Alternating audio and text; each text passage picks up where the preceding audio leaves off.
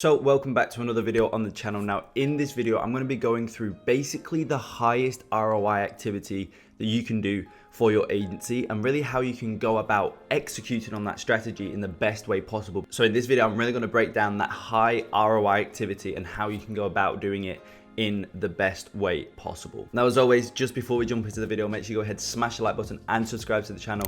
Massively helps out with the YouTube algorithm. And with that being said, let's jump straight into the video. So as I mentioned, this is really kind of how I see a lot of agency owners, because after speaking with hundreds and hundreds and hundreds of agency owners, I see one reoccurring theme in regards to hiring a media buyer or really hiring a team member overall. But obviously the most common team member that agency owners have is a media buyer. So that's really where I see, the biggest problem arise is really hiring a media buyer. And a lot of agency owners are basically trapped in a bubble when it comes to hiring a media buyer specifically. This isn't in regards to outreach or service delivery or anything else like that, getting clients. It's just in regards to hiring a really, really good team member, namely a media buyer. And really, it's just one thing, right? There's one thing that traps all agency owners, and all agency owners feel as though they're inside of a bubble, and it's due to one thing, okay? Now, the number one hiring mistake that plagues agency owners is this right here, okay?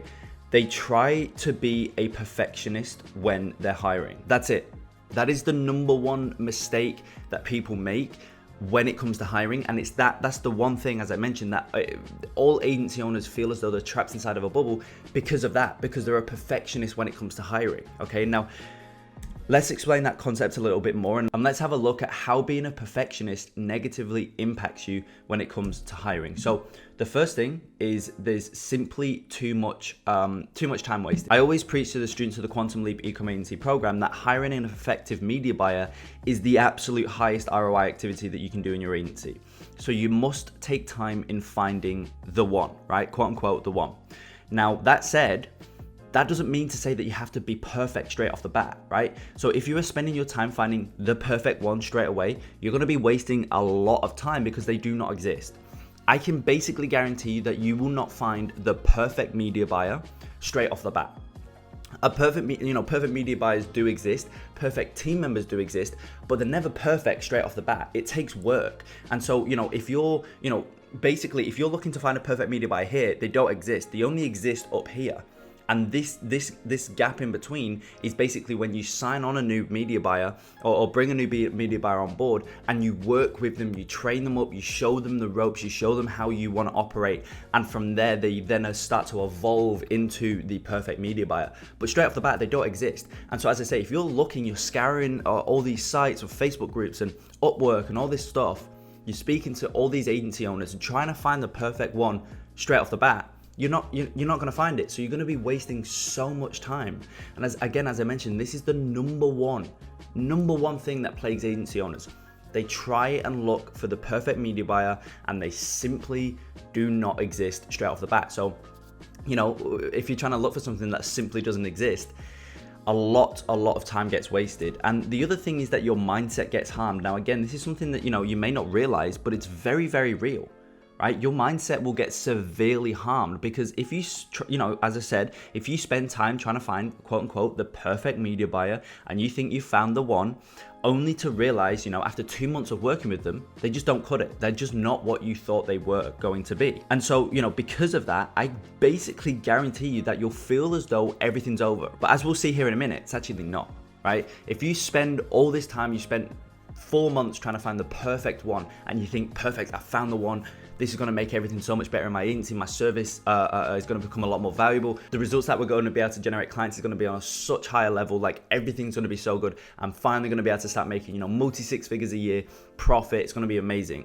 And then you bring them on board, and after 2 months, you realize they're not what I thought. It's going to really, really, harm your mindset. It's going to demotivate you. You're going to feel as though maybe the agency life isn't for me and all that stuff. And obviously none of that is good things, and none of it's true either, as we'll see here in a minute. So if you don't want to be a perfectionist, right? When you're hiring, as I mentioned, you don't want to be, right? So if you don't want to be a perfectionist, but you still want to ensure the media buyer / team members you bring on board are a great fit, how do you achieve both? Because at the moment, it kind of seems as though it's mutually exclusive, right? You don't want to be a perfectionist, but then if you're not a perfectionist, you may bring on bad media buyers. So it's like, how do you win? How do you achieve both?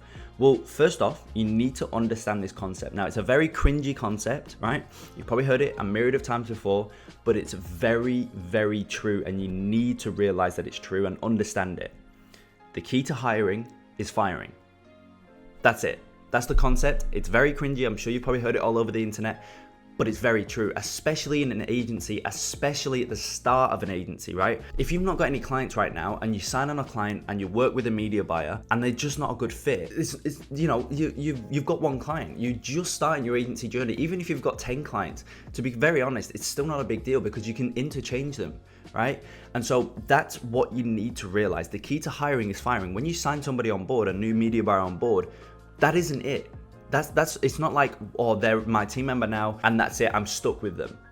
Because if you have that mindset, then not only when, if you go into your hiring process, your hiring process with that mindset, you're going to become a perfectionist because you feel as though as soon as you hire somebody on board, that's it forever, right? So you're naturally going to fall into being a perfectionist, which is why all agencies do, because they think that when they bring somebody on board, that's it forever. And it's not. The key to hiring is firing, moving through people quickly. That's the true key to finding the perfect one, because you get to experience a lot of different people and you get to move through a lot of different people, which means that you'll be able to find the one a lot quicker. And just overall, you genuinely be able to find them, right? If you hedge all of your bets on one person, you're stuck with, a sample size of one. And, the likelihood of them being the perfect one is very, very, very slim, right? So as I mentioned, the key to hiring is firing. Now, I'm sure that probably raises the question of how do you know when to fire and move on? Well, if you hire a media buyer, right? By the way, that's meant to say media buyer, not media user. I don't really know what a media user is. If you hire a media buyer that knows how to generate results and they've shown proof over a Zoom call, first things first, very important that they show proof, right? When I say proof, I don't mean screenshots. I mean inside a live ad account on a Zoom call, they refresh the page, they walk you through their strategy, all that type of stuff. If they've done that and they've shown proof, they know how to get results, then let them conduct their strategy for the first month, okay? Month one, obviously, and by the way, this graph is basically how it should look, right? Month one, obviously broken down into 4 weeks. Week 1, 2, 3, and 4 should be their strategy. They implement on their strategy. This is actually a concept that's been coming up quite a lot in the 2 to 3 hour weekly Q&A calls that I have with the quantum agency students and the community and whatnot. And it's that, sometimes some media buyer strategies are, which when I say strategy, I mean the approach that they take to get results at the end of the month, right? How they generate their ROAS, how they generate their results.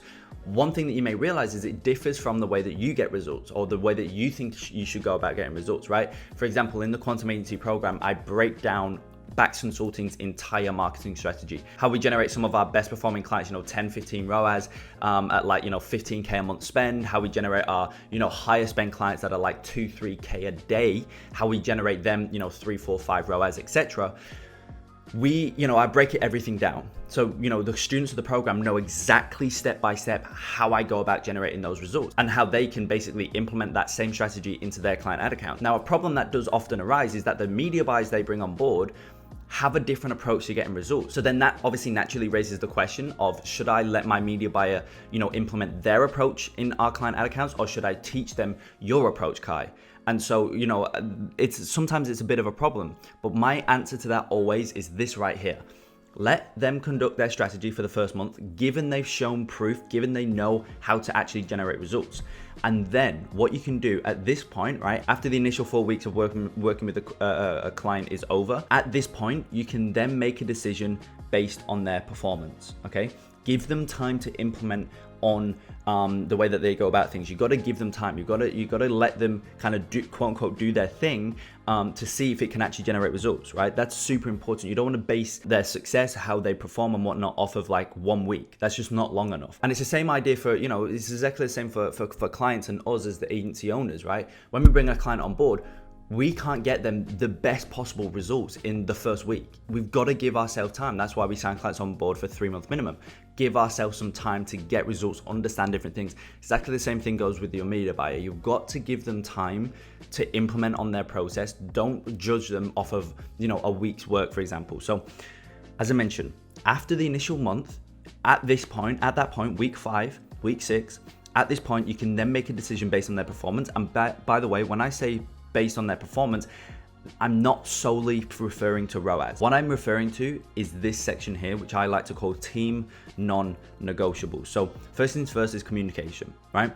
You need to ensure they have good communication between you and the client. Your media buyers should be communicating with all of your clients through Slack, as well as they should also be attending the bi-weekly calls that you have with your clients as well. And they need to have good communication with you yourself as the agency owner. They need to be updating you, keeping you in the loop, and all that type of stuff as well. Next is work ethic, right? Within client ad accounts, you need to be looking on a daily basis to see the work that the media buyer is actually putting in. Right? You cannot be working with a PM, which is a performance marketer, media buyer, who believes setting and forgetting is the best way to get results, right? One thing that a lot of media buyers nowadays do for some reason, I don't know why, but it's always the ones that can't get results, is that they set and forget. They create a bunch of ads, ad sets, audiences, all that type of stuff. They do everything, a creative copy, whatnot. And then they said, so they publish it and then they just forget about it. You're never going to get good results. You may get some okay results, but you're never going to get the best results you can, which is obviously what we want to be doing for our clients. We want to be getting the absolute highest level results possible. And so setting and forgetting, you're never going to get those results, right? And so if you notice that within your media buyers strategy, it's not really a strategy at that point, to be honest, then that's a problem. And so as I said, that is a real big problem. And so what you need to be doing is on a daily basis, you need to be going into a client ad accounts. In the first month, this doesn't have to be forever. Once you've found the media buyer that's, just the one, the perfect media buyer, right? They do exist, not straight off the bat though. You don't need to be doing that, right? But for the first month of working with a new team member, media buyer in this case, you need to be kind of essentially micromanaging. You need to be going into the ad account every single day to see how they conduct things, because really this is going to be this is going to show you whether they are a good fit long term. So that's the second thing, work ethic. The third thing is a good culture fit, right? This is vital, but it's often forgotten about. People just look at, basically results, and that's very good. You need to be results orientated, because at the end of the day, you're never going to have an amazing client roster if you can't get results, right? But something else that's super important, as I say, is a good culture fit. You simply cannot have a media buyer, or any team member for that matter, on your team who you simply despise working with and just don't like, right? You can't have it. This will never work long term, and it goes against building a great team, right? It's a complete opposite of building a great team. Great team perform very well. They perform at the highest level. They're very efficient. They get great results. That's all well and good, but they're also a very, very good, they also have very good company culture, very good culture fit, every single one of them, right? They're great friends and they work amazingly well together. And as I say, a great team is one that you genuinely love. And so these are the team non-negotiables, right? Notice how I didn't mention results. None of it was talking about results, because results can be taught. That is what you need to realize. And that is what I mean when I say no media buyer straight off the bat is perfect. No media buyer is perfect straight off the bat. They can become perfect. Easily they can become perfect. And the reason they can become perfect is because results can be taught, right? For example, if you bring on a media buyer on board who has a pretty good understanding of running ads and whatnot, they can get good results for clients. They've shown you, as I mentioned, they've proven to you on a Zoom call that they can get good results. They've shared their screen, refresh the ads manager, all that type of stuff. You can see they can get good results, right? And then you bring them on board and everything's perfect. All those team non-negotiables that I said, communication, work ethic, a good culture fit as well. They're a great person and all that stuff. You really, really like them. And there's a bunch of others as well that I'm not going to talk about in this YouTube video. But if you can see that they're a perfect fit on all that stuff, but the results are lacking. They're not getting the best ROAS possible. Maybe they're only getting like a 2 to 4 ROAS, which is pretty good, but it's not a 7 to 8 ROAS, right? That's fine.